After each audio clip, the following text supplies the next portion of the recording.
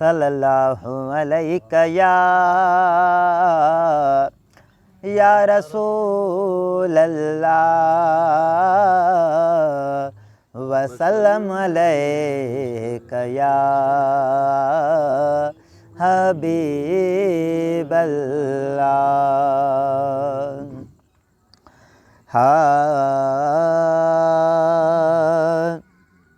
हो सोहणे नबी करीम जी कहिड़े सना करियूं,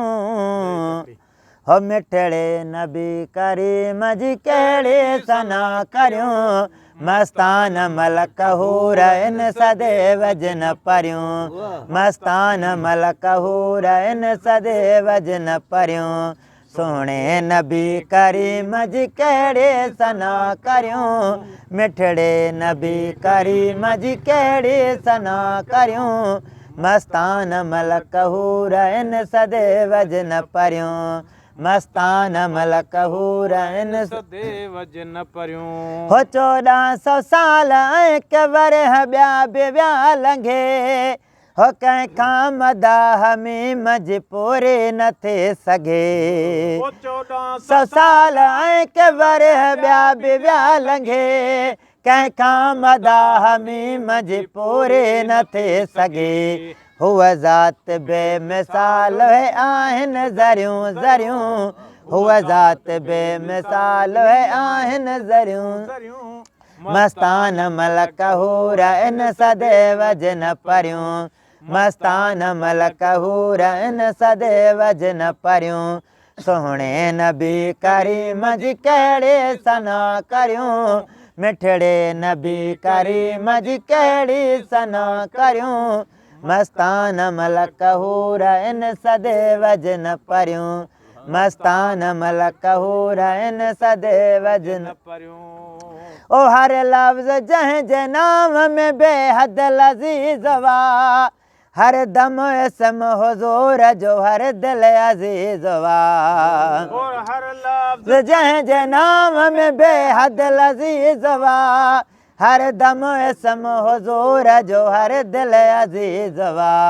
जे राजगिर ठरी पया ठप दिलियूं ठरियूं, जे राजगिर ठरी पया ठप दिलियूं ठरियूं, मस्तान मलक हूर इन सदैव जिन परियूं, मस्तान मलक हूर इन सदैव जिन परियूं। हो माखी अंदर में ठाणो रखियो रब तमाम वा, तंहिंखां मिठो वधीक मुहम्मद जो नाम वा,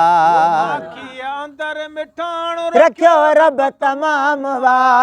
तंहिंखां मिठो वधीक मुहम्मद जो नाम वा, जन जन चखी ॾिठो वासे आहिनि दिलियूं चरियूं, जन जन चखी ॾिठो वासे आहिनि दिलियूं चरियूं,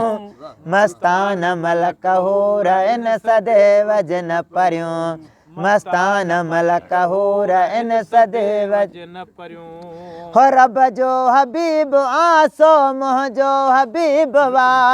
हो ग़ुलामे नबी ग़रीब सही ख़ुश नसीब वा, जो रब जो हबीब आसो मुंहिंजो हबीब वा, ग़ुलामे नबी ग़रीब सही ख़ुश नसीब वा,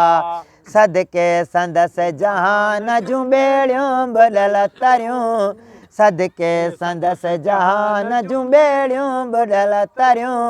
मस्तान मलक हूर इन सदैव जिन परियूं, मस्तान मलक हूर इन सदैव जिन परियूं, सोहणे नबी करीम जी कहिड़े सना करियूं, मिठड़े नबी करीम जी कहिड़ी सना करियूं, मस्तान मलक हूर इन सदैव जिन परियूं,